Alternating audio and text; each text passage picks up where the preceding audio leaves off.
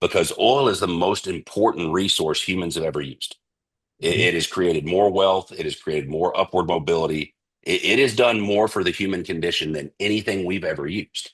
And for a resource to be that vital to our lives, and for myself included, to have really no clue as to all the ways it impacts our day-to-day life, well, Mhm. that was something I figured that I needed to start getting on the top of the roof and telling people about, because whether it's plastics, whether it's electronics, whether it's travel, whether it's makeup, whether it's I mean, there are Mhm. so many things. If there's poly in it, it's oil. Are you looking to achieve massive success in your life without dealing with costly investment nightmares?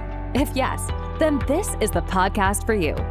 Here, we provide engineers and busy professionals all the secrets and strategies to create multiple streams of income, build generational wealth, and live a meaningful life by design. Here's your host, Ted Hey Patel. everyone, this is Ted Patel, and welcome to this week's edition of Decoding Cashflow Podcast. On this show, we have been diving deep into real estate investment strategy for both active and passive investors. However, today we are shifting our gears to explore a fascinating new investment opportunity, which is investing in oil, and especially American oil, I'll say. So joining us today is our special guest, RJ Burr, the CEO and president of Panex, a company dedicated to acquiring, developing, and producing American oil. With a primary focus on Gulf Coast, RJ's company has raised and deployed over 300 million in upstream development, partnering with major oil and gas players like Shell, BP, and Marathon to develop millions of barrels in reserve. So RJ, welcome to Decoding Cash Flow. It's going to be an exciting show today. Hey, Ted, you doing all right today? Yeah, so far so good. Well, a lot of our partners. It's funny. I do a lot of talking on real estate podcasts, Uh-huh. and one of the reasons I love real estate podcasts is, although oil and gas and real estate aren't brother and sister, they are first cousins, because they're all based on one thing: location, location, location. Yeah, Really, and the only difference and between your real estate and mine is a couple thousand feet.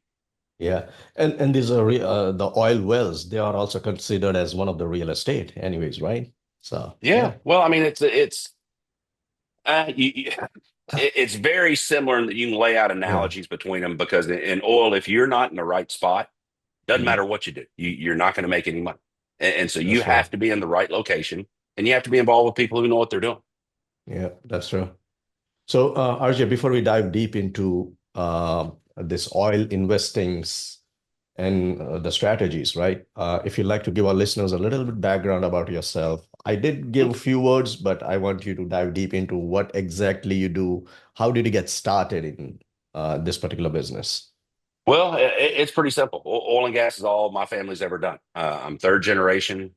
Some guys spend their life looking for their purpose. I knew mine at 7. First Mhm. time my dad took me to the field, when I saw the pump jacks for the first time, I was hooked. Graduated high school, made my first sale 3 months out of high school. Haven't looked back. Been doing it for the last 31 years. Now, I've kind of lived two lives in oil. My first life in oil, spent 20 years helping build the family company. That ended here about 12, 13 years ago when Marathon Oil bought our family company. Okay. Entered into early retirement, was going to play on the PGA Tour. Took me about a month to realize that wasn't going to happen. And took another couple years for us to finally go stir crazy. And it was 8 years ago last July that we started Panex. Now, as we were discussing a little earlier, being in the business as long as we have, and being in the position we were in, we didn't have to do anything.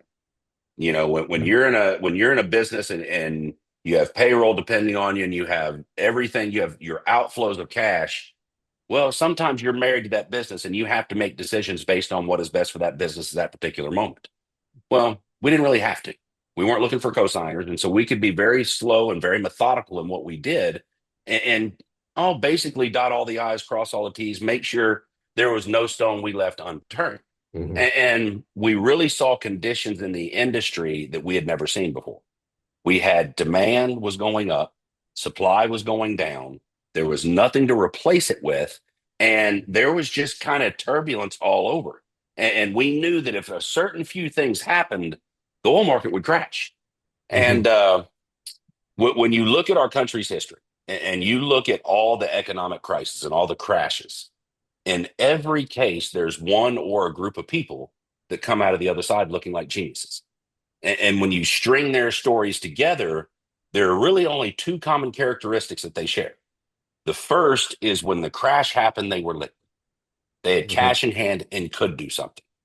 The second is when their opportunity presented itself, they had the courage to push their chips in the middle of the table and make a move. And Awesome. so here we were. Now we weren't right on what the trigger would be. We thought it'd be Russia and Saudi Arabia and then flooding the market with oil. Mhm. However, when COVID came along, it took what we thought would take 12 to 18 months to play out, and it crunched it down into 30 days. And it culminated on April 20th, 2020, when the oil market crashed. Now, the biggest impact of that is, and here's where I've spent really the last several years focusing my time. I try to educate as many people as I can on oil because oil is the most important resource humans have ever used. Mhm. It has created more wealth. It has created more upward mobility. It has done more for the human condition than anything we've ever used.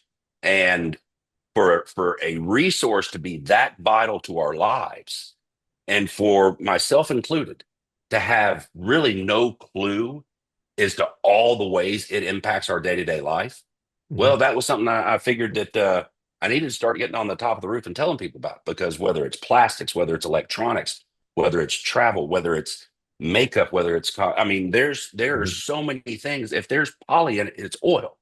Now, Right. to have such an important resource, the second step in that is to understand the industry that creates it for us. Mhm. As we did before this, if I just went out and randomly grabbed an American and said, "Hey, name me an American oil company," most people would go to Exxon. Most people would go to Shell. They'd go to one of the large The major oil largest one. companies.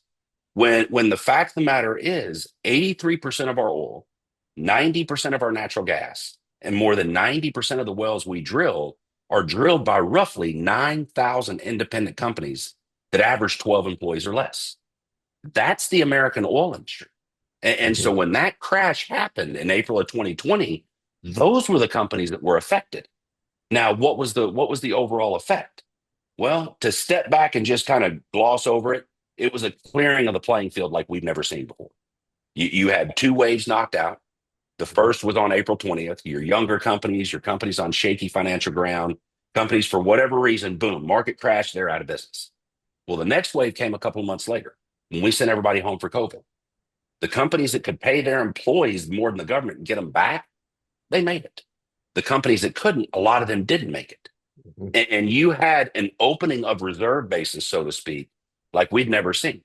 Now, at that point in time, while it wasn't the trigger we expected, we were prepared for it. And I tell my kids, I said, anytime you're in a situation, whether it's playing ball, now most of them are old, that's where they're at in their lives, so they're playing ball. So when you're out on the field and something happens, you strike out, whatever, something bad happens, you have one moment after it happens with you. Whatever you got to do in that moment, you have your moment, you get it out of your system, then it's in your past, and you don't think about it again. And so when that market crashed, that was a bad moment. Anybody in oil, I can remember I can remember exactly where I was when when I looked up and saw a -40 for the first time. And so we had our all shucks moment, but then we kind of looked at each other and said, "Hey guys, this is what we expected to happen anyway." And so when everybody else was pulling their sails and getting ready to ride out the storm, we opened ours up and started buying. And between then and now, we've made 23 different acquisitions. We've secured what we believe to be about 100 million barrels in reserve. Mhm. Now, all we're doing is simply developing it. And Okay. we love to show as many people about it as we can, because if we weren't sitting on the oil, we'd be having a completely different conversation. If I was going out, it was a 50-50 every time I put my drill bit in the ground as to whether we'd find oil or not. That's a completely different mindset in what you're trying to do. However, we're doing nothing. I would love to say it's more complicated than this.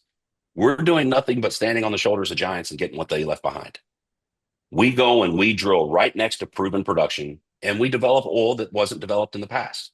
Now, the Okay. reason we love salt domes, they were the original oil field. Back in the Wild West days of oil, salt domes were the first geological formation your geologist could identify. and not beating them up. They had 100-year-old, 120-year-old technology. Well, do you think they fully developed all the fields back there? Do you think they left a lot of oil behind? Yeah, that's true. Now, in a lot of cases, yes, they did develop the entire field. They squeezed that rock for all the water it'd get. However, there are a lot of fields where they didn't. The one we're on right now, they didn't. They left a lot of oil there. I mean, if we're right, we're sitting at $70 oil. We're sitting on about 7 billion worth of oil. Man, there's enough of this pie for everybody to get a piece. And so we're trying to tell everybody about it. Oh. So explain us the part of the business, like at what point you get involved in the oil fields. What's your business strategy? Like you buy the land, you develop the land, you take out the oil, you sell it in the open market. Is it all that, like all this is involved in your business? Yes, we do it from beginning to end. We acquire the land, we run the geology on their end, we work up the prospects, we propose the prospects, we fund the prospects, we drill them, we produce them. Now, once the purchasing company comes and picks it up from our location and takes off, then we're done. We're completely upstream that we produce it to tank batteries on location. And basically an 18-wheeler comes and they pump it in from our tanks into their tank and they meter it as they go. We get a run ticket, and that's the end of our involvement in it. And so normally, how much does it cost per barrel to produce the oil? Like on an average? It really depends. It can vary. I mean, I've been in some areas where it's been as cheap as $7, $8, $9 a barrel. I've been in some areas where it's been as expensive as $25, $30 a barrel. It depends on what it takes to get that oil out of the ground. Now, one of the areas where go ahead. But the land is expensive, right? When you buy the oil field, I mean, that's you're looking. So you got to on most of our prospects, 30% right off the top has gone in overrides to the landowners. Okay. But you got a good estimate of how much oil is present in the ground, right? Yeah. Well, here's what we did. Like on the Choctaw. When you hear them talk about the Strategic Petroleum Reserve, that's our salt mill. We own the roughly 3,000 acres surrounding it. Own the mineral rights to it. Well, when we acquired the property, every time you drill a well, you run a log. It's an open hole log. You drop a geophone down the hole, and it tells you what's in your well. Whether it was 1940 or whether it's 2024, you run a log when you finish drilling the well. Well, the beauty is, yes, our logs today have more data points, and when we print them, they're prettier. Our computers and printers are better. However, the basic root data, the resistivity, the permeability, the porosity, the data that geologists look for is the same. And so if you shot a log on a well in 1940, well, that log is going to be just as good as it would be today because it's the same data. And so when we acquire the property, the first thing we do, now all of these logs are public information if you know where to find them. And so the first thing we do is we go out and we pull every bit of data we can gather from an area. Like in this particular area, we gathered 40,000 different data sets over every well we could get our hand on in the field. The first thing we do is we build a field profile. We go to the neighborhood and we get comps. That's essentially what we're doing here. We're looking through these logs and we're identifying, okay, the average well in this field will have anywhere from 3 to 7 different pay sands, different layers of oil that produce. And we'll have anywhere from 500,000 barrels, give or take a few, to 1.5 million barrels of oil. That's going to be your average successful well. And so you see a log, boom, beautiful stacked pay sands. You pull the production report, 1 million barrels. See another log, same thing, beautiful stacked pay sands, 1.5 million barrels, 700,000 barrels. Well, then all of a sudden you pull a log, beautiful stacked pay sands, but when you pull the production report, you see 30,000 barrels. You go, wonder why. This one should have had 500,000 to 1.5 million barrels in it. So you earmark it and set it aside. You keep going. All of a sudden we saw another one. And we saw another one and another one. By the time we got done going through all the data, we had several dozen of these logs. Beautiful logs, very little pay. Well, when you research and find out why, it's very intriguing. Think about it this way. When you hear about somebody saying they're fracking a well, what you're doing when you're fracking a well is you're drilling down into a hard substance. It's something that's solid that the oil can't flow through. And what you do is you take your little cocktail, you put it in the pipe, and you put it under there in high pressure, and it busts out into that formation. and it Yeah. creates channels coming back where the oil can flow. Well, Yeah. that is the exact opposite of what we have. We have Mhm. essentially a beach. And when you drill into it, if you suck on that and pull it too hard, try to produce it too hard, it's going to pull sand in your hole. Got it. Okay. And so what these guys would do, they would hit these wells for whatever reason, don't know if it was their bosses, their egos, for whatever reason, they wanted to produce it as hard and as fast as they could. So they would turn it wide open. Well, yeah, you're going to get a lot of production. But think about it this way. If you're drinking a big gulp, has no top on it, no straw, just ice and Coke, and it's that crushed up small ice. Mhm. Well, if you want to drink that big gulp without getting any ice in your mouth, when you hold it up, you have to block it with your lips or your teeth. You have to slowly, gently drink that to drink just the Coke. Well, that's how you have to produce these wells. And so when they turn this thing wide open and produce it, yeah, they're going to get a lot of oil. They're going to get a lot of sand also. And next thing you know, they look up and their beautiful wells turned into a 5,000-foot column of cement. Well, at that point, they had one of two choices. They could drill a brand new well or they could walk. Most of them walk. And so essentially what we have is we have a field in which people paid, drilled, and produced to show us the oil was there. And then they went and took pictures of it by showing us all the oil that was there and then left. All we're doing is going and getting it. Every well we drill will be directly offsetting one of these wells.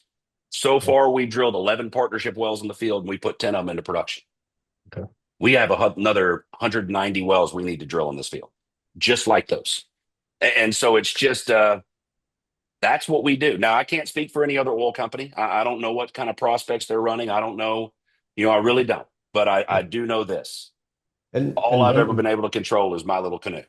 And I think you mentioned you partner with some company to drill the oil, right? So how yeah. does the profit get distributed between your company and the partner company who drills the oil?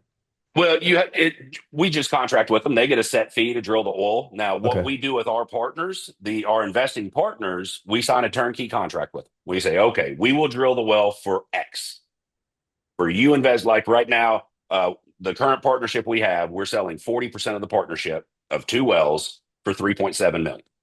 Well, when we drill these wells, if it costs us more than $3.7 million, we eat it. If it costs us under, we keep it. Well, it's cost me a lot more money over the years than I've kept, where I make my money than the production. And when you drill, how deep do you go? It varies. On these wells, we'll typically go to about 5,000, 6,000 feet, somewhere in there. Okay. And so it just depends on what your target zone is. Now we have we kind of built up a development model for the entire field. Phase 1 is everything from the surface to 5,000. We're in phase 1 right now. Once we drill all the test wells, which are basically, and I won't get in the weeds there. If somebody wants to, my email address is rjburr@panex.us. Please send me and let me know. I'll get in the weeds as deep as you want to get. But basically, we figure it'll take us another 2-3 years to get through phase 1. And then phase 2 is from 5,000 to 8,000 feet. And then phase 3 is 8,000 to 20,000 feet. And so we're slowly working our way out to the outside of the salt belt. Okay. And, initially when I gave your intro, I mentioned that you have invested in upstream development. So what is this upstream development? Is there any like midstream and downstream development also? What exactly? Well, it's the oil and gas cycle. There are basically 3 stages. You have upstream, which is the development, the finding of oil to replace the oil that you produce. Your midstream is the companies that pick it up from us and take it to the facilities. The downstream is once the products come out of the facilities and you take it to the market. Retail. And so upstream is development and exploration. Midstream is transportation. Downstream is products. Okay. And so now when anyone wants to invest in oil, right? Invest in these companies, how would it work? Like, is it in the real estate, right? You invest, you do syndication, or maybe, you partner with someone to buy a property. You get a regular cash on cash return, internal rate of return. You also get the depreciation of the building. And at the end, when you disposition the property, you get the net, you're part of the net profit, right? Mhm. So how does it relate? If you take the It's same very similar. concept and put it in the oil industry, how would Yeah, it work? very very similar. You may a partner makes an investment. Let's just say it's October 1st. So you make an investment. You put $100,000 in it on October 1st. Well, let's say we start drilling the wells November 1st. Okay. Okay, November 1st to December 1st. It'll probably take us a month to drill the well. From December 1st to January 1st, it'll probably take us a month to put it in production. Mhm. So from the day we start drilling to the day we start completing is going to probably be 60 days. Mhm. Now, once that well is in production, it typically produces for 30 to 45 days before they pick up the first load and cut the first check. But once that well goes into production, then you'll get paid quarterly. Whatever the well produces, whatever we're able to sell it for, we have a complete breakdown on your distribution. We have a revenue letter that comes out and shows you where every penny's at. And basically, that's when you start receiving the revenue. And once you start receiving the revenue will continue until the wells are done. Now, Okay. when it comes to the tax benefits, automatically in year one, we run Reg D 506C, which basically means all of our partners have to be third party verified accredited. Mhm. And in year one, you're looking at about a 90%, 95% in year one. So you put 100,000 in, you're going to look at about 95,000 in deductions.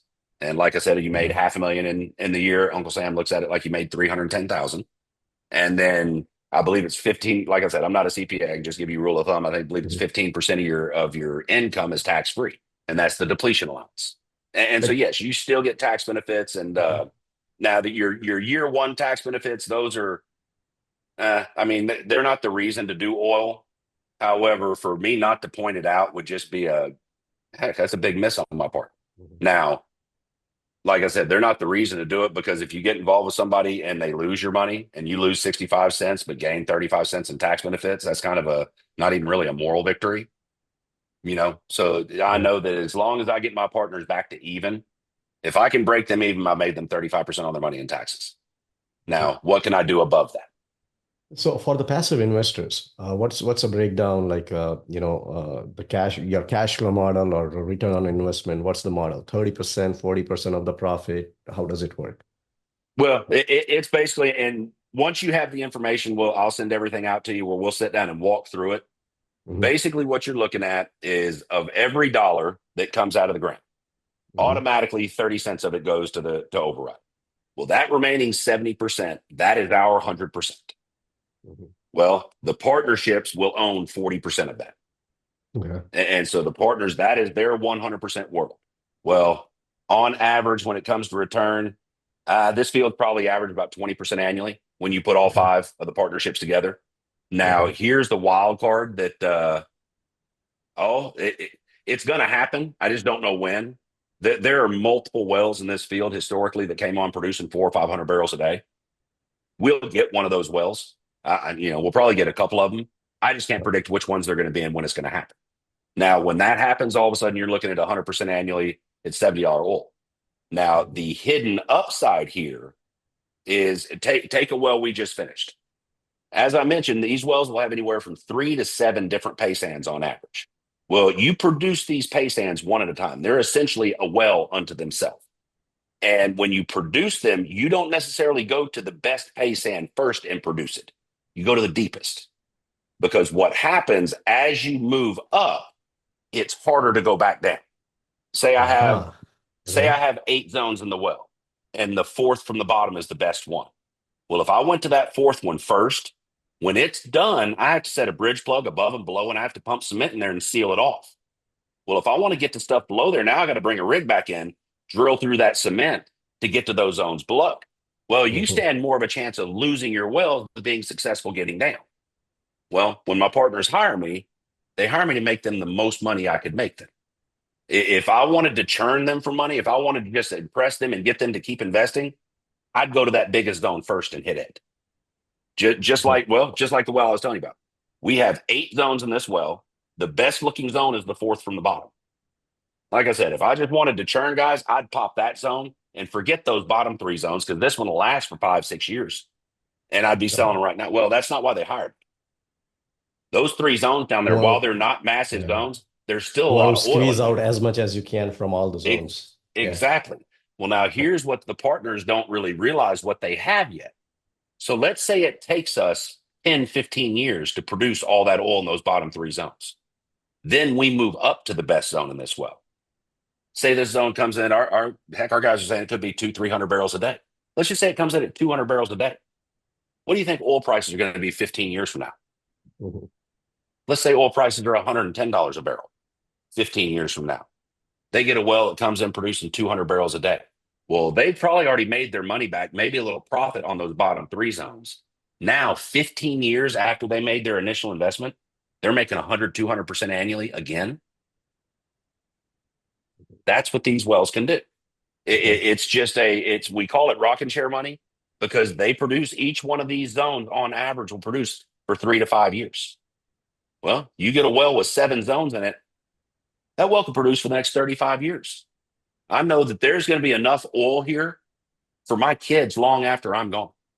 So what do you think? Like, of course, as of now, there's no replacement of oil, but you see like the alternating energy, it's coming, it's step by step, it's coming up, like electric cars, a nuclear power station, Well, which that's were okay. shut down. They're coming back, the nuclear stations. They're bringing it back.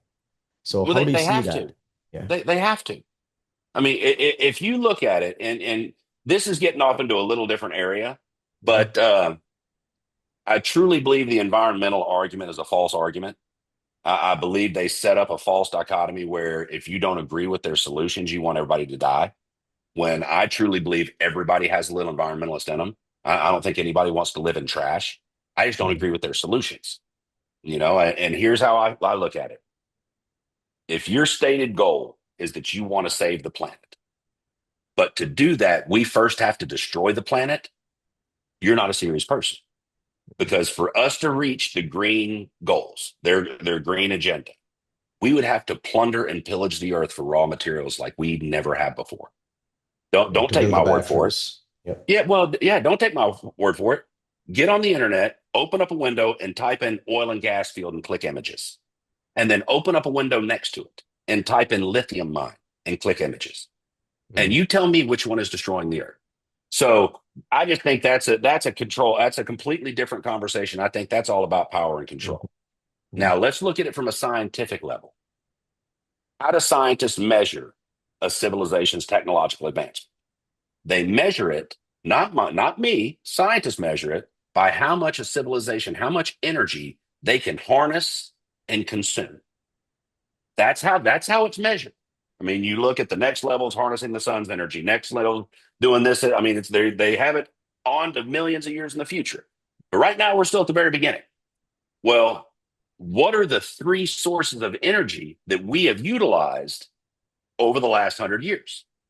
Nuclear, coal, and natural gas. Well, aren't all 3 of them under attack? Haven't all 3 of them been under attack since day one? I wonder why. And then they want to push you to energy sources that don't work. So the benchmark, the standard in which scientists measure a civilization's technological advancement has been under attack since the day began using them. Because here's the solution to climate change if you want to delve into it, and it checks every box. Let's set coal aside. Now, there are coal proponents that I'm not educated enough in coal to talk about it. However, let's just set it aside.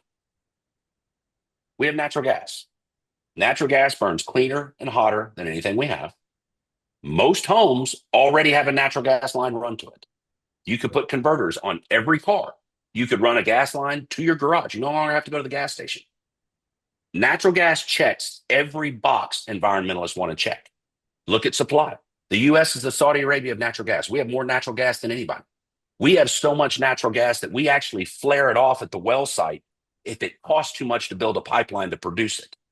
We just burn it off so we can produce the oil. That's how much natural gas we have. Yet it's not a viable option. Okay, scratch your head. Let's go to nuclear. Yeah. You mean to tell me we can run the most advanced submarines on the planet on nuclear power, yet we can't do it here?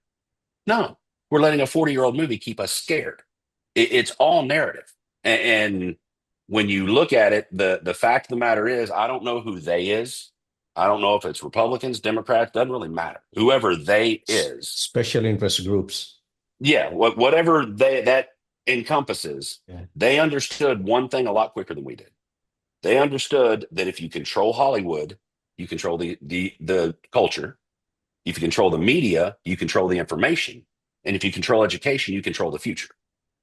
And so we as a country have been under assault for almost 70 years. And most of the time we didn't even know it. You look at the pushback on oil, look at the reputation oil has gotten over the last 70 years. As I said, it's the most important resource humans have ever utilized. Now, am I going to tell you the oil's perfect? No, we've had our bad days. However, when you compare them and you take all the bad days and put them together and all of the good things that oil has done, and it's not even a comparison. So how has something that has been so good for humanity gotten such a bad name? Well, you look at they and the control of the information. Now, the other side of that is, remember, who is the American oil industry? 9,000 independent companies that average 12 employees or less. Yeah. I personally don't have the time nor the budget to go against Greenpeace and tell them to shove it, they're full of it. So what do? I ignore it and I keep doing my business. Well, what has that been the result of over the last 70 years? Oil getting the reputation that it's gotten. And so oil is just a microcosm for the rest of it. And it didn't make sense to me. It really didn't. And I'm not getting political here. This is just using common sense. I mean, when you look at it, it makes absolute no sense to go after our energy sources like it has. And I was at a conference earlier this year, and I won't name drop. I was talking to a member of the British Parliament, and we're having this conversation. And I said, I'm a little passionate, and so I went on a little rant. And get done. I said, it just doesn't make sense. And he looked at me and said, yeah, it does, Jay, if you understand what they're doing. I said, what do you mean? And he said, look, you cannot control abundance. You can control scarcity. And at that moment, everything made sense. That it doesn't have to be this way. It does. I mean, everything that we face as a country has been self-inflicted. It's been decisions that were made not using common sense. I mean, you look at our elected officials. I mean, and don't get me wrong, I don't want to put an umbrella over all of them, but for the most part, Republican and Democrat, they're the least impressive people I've ever seen. I mean, really, we're the only species that send the weakest of us to lead us. And we wonder why we're right here. It's just kind of, I don't know, food for thought. Yeah. There are a lot many competent people who can take the seat, but yeah. Well, Yeah. I mean, no, what you have is you have a whole several generations of Americans like myself. I mean, I don't think I'm anything special when it comes to intelligence, but I know I'm not stupid. Yeah. And what do? I focus my mental efforts on business, on taking care of my family. All that other stuff is outside stuff that I can do in my spare time. And so you have a whole generation of Americans who focused on business and focused on making a living and just assumed the field we were playing on was stable. And all of a sudden, now you have a lot of us looking back and the table, it's not stable at all. And in fact, it's in our circles. And so now you're having a whole group of Americans say, whoa, hang on. What good is it of me focusing on business if I don't fix this first? Yeah. And so you have people that have gotten away with a lot over the years by not being challenged. They're now being challenged. And I don't know what the result is. I don't know what's going to happen. I don't know how all this is going to turn out, but I do know one thing. When it's all said and done, regardless of which way it goes, they're both going to need oil. Yeah, that's true. All right. So when anyone wants to invest in oil, right, how can they filter out the right partners or right operators? Or what are the things that they need to take a look into? Or what are the questions they need to ask? I look at their track record. I mean, find out who they're, find out how long they've been in the business. I mean, it's something that, like I said, past performance doesn't predict future performance. Mm-hmm. However, it does give you a pretty good idea of who you're dealing with. Talk to their partners. Talk to people that have invested with them, both good and bad. Because when it boils down to it, Here's how I look at every potential sale. Every sale is based on three factors. We call it the three F's. The first factor is solely the investor, the buyer's responsibility. The remaining two factors are solely my responsibility. The factor that is the buyer's, it's the money. I can't tell them how much they have, and I can't tell them how much they can invest. As I said a minute ago, our program are Reg D 506C partnerships. That just means they have to be a third-party verified accredited investor. And so once a partner tells me that they're good financially, that they can participate if they want to, there'll be a positive next to it, and I won't address that one again. Now it's solely on my shoulders. Now, the first factor that's mine is probably the most important. Who are we? It's not economically. Heck, if you don't believe I'm somebody you should listen to, what difference does it make what I tell you I can do economically? The first thing you have to see is that I'm the kind of person you want on your team. You have to envision yourself breaking bread with me and my family. Now, does that mean we're going to win? No, that just means that we're the kind of people that you want working for you. Now, once you do see that we're the kind of people you want on your team, now what can we do for you economically? Once you do see that I'm somebody that you should actually listen to what I'm saying, all right, now what can we do for you financially? There are millions of places in this world you can put your hard-earned investment dollars. Why is this one of them? What kind of tax benefits is it going to generate? What kind of risk are you exposed to? What kind of upside? What's the low side? Where is all this going? Now, why do we think this way? What is the documented proof? Why does this well tell us it's here? Be willing to get as deep into the weeds as somebody wants to. You understand exactly what we're doing and why we're doing it. Now, when it's all said and done, if all three factors have a positive, we'll do business. If there's a negative on any one of them, and it can take any shape or form you want. It can be, I want to talk to my wife. I want to talk to my lawyer. It's too risky. I have other investments. My kid's got a runny nose. It could take any shape, form, or fashion you want. But when you follow it back down to its root, one of those three factors was negative. And so that's why we put the who you're dealing with factor is the most important one. It's all about trust and, making sure that we try to meet our goals. It doesn't happen all the time, but it's the best effort that you put inside to meet the goals.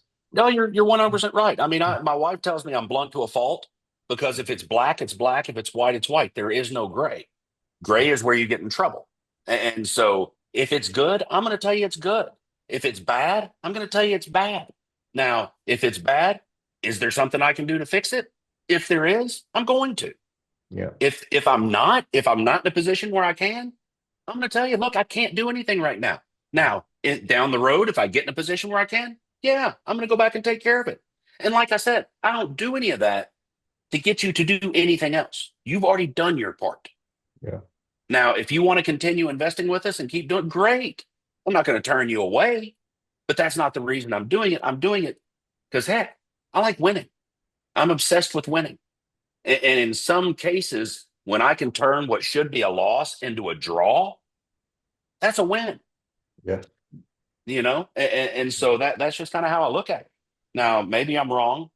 Maybe some people look at me and say, hey, you're a Pollyannish and, you're never going to make it long in business doing that. Well, okay, they could be right. But 31 years later, I'm still here. Experience counts. Yeah. Oh, absolutely. Yeah. All right. Hey, RJ, loving this conversation, but would like to move to the final round of questions. All righty. Just wanted to keep time into consideration. All right. It's been an hour almost. We have been talking. So I'm long-winded. Yeah. So before we move on to the final round of questions, is there anything else you'd like to tell to our listeners? No, if you have any interest in seeing what we're doing, we created a website for individuals who never looked at anything in oil. It's panex.us/learn. We put it together now. On that page, there'll be it's not about, you basically put your name, email address in, and phone number if you want. I'm the only one they come to. And I'm selfish with your names. I don't give them to anybody. I don't like competition. And so just if you go there and it asks for that, understand I'm the only one getting that name. And once you get in there, we have Oil and Gas 101 that is basically just a general overview of oil. We have Oil and Gas 102 that kind of outlines the tax benefits. We have, about a dozen videos in there that just kind of outline what we do and who we are. Okay. The whole purpose of that page was that when somebody got through, if they went through everything, they would know whether we're people they want to talk to and do business with or not. Not whether they want to invest in a particular program, but whether we're somebody they'd be interested in continue talking to. And so that'd probably be the best thing I'd suggest, just panex.us/learn. We'll Or, as I surely said try to put earlier, that. email me directly, rjburr@panex.us. Yeah. And we'll put the link of the website also in our podcast, so Oh, anyone terrific. can click and just go through there. Yeah. Terrific. All right. All right. RJ, ready for the final round of questions? Absolutely. All right. So, what is the one book that you'll recommend which had the most impact on your life or on your business? You said one. I'm going to change the rules. It's got to be two. All Think right. and Grow Rich was the first one. Okay. That helped me more business wise than anything. And Atlas Shrugged was the second one. I think that should be required reading for every high school senior. All right. What are your main source of information to learn and grow? Anything. I'll get on the internet and I will search out anything, and then I let my instincts take over. There's a reason God gave you a conscience, and there's a reason God gave you instincts. And when you're reading, your BS meter can typically filter through what's BS. And I look for repeating news. Here, I kind of live by a philosophy: is if one person says something bad about somebody, could be a mistake. Two people say it, maybe they have an axe to grind. Three people say it, maybe it's a coincidence. Four people say it, there's got to be some truth to it. Yeah. Five people say it, there's some truth to it. And that's kind of how I look at the news. Yeah. If I see it in one spot that I trust, okay, I'll mark it down as okay, maybe. You see it again, okay, hang on, that's pretty true. And then you look at sources. All right. What is the best business or investment advice you'd like to give to our listeners? Best business investment advice is know who you're dealing with. Okay. That would be the ultimate. It's not even necessarily being an expert in the industry, because when it comes to my health, I go to my doctor. When it comes to legal matters, I go to my lawyer. When it comes to taxes, I go to my CPA. When it comes to oil, they come to me. And so it's understanding that you're not going to be an expert in everything. However, you can hire people that are experts.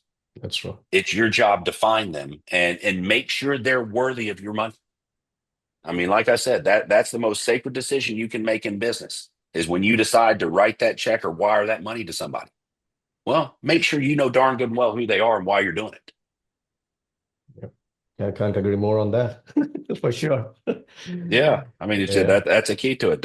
Look, don't get me wrong. The sizzle's good. Everybody needs the sizzle. Everybody needs that huge, but you buy the steak. Don't buy the sizzle. That's true. Understand that, like I said, and then listen to your instincts. If it's too good to be true, chances are it is. Yeah. That's about it. All right, RJ. It was a pleasure talking to you. And Absolutely, Ted. It was a new perspective on this, investing in oil. It just something new to learn about every day, So this was one of the topic that I loved talking to you today. Well, I try to make something that's complicated simple because it really is. You don't have to be the sharpest knife in the drawer. I mean, my dad taught me a long time ago, the best geology out there is closeology. Get as close as you can to a proven producer and drill another one. And so we just took that philosophy and put it on steroids, and now we do it every time. All right, RJ. Thanks a lot for being on the show, and we'll stay in touch. Ted, have a good one. All right. You too. Take care. Bye. Thanks for listening to Decoding Cash Flow, brought to you by Aster Capital. If you found value in this episode, then please share it with someone who you think could benefit from it. And make sure to act on what you've learned. If you want Ted Patel to personally help you reach your goals, then feel free to set up a one-on-one call with him. Also, visit us at astercapital.com for more free resources. Content of this podcast is for informational purposes only. As always, please consult your own advisor before making any investment decisions or setting a course of action. Thanks again for joining us on this episode of Decoding Cash Flow, and we'll catch you in the next episode.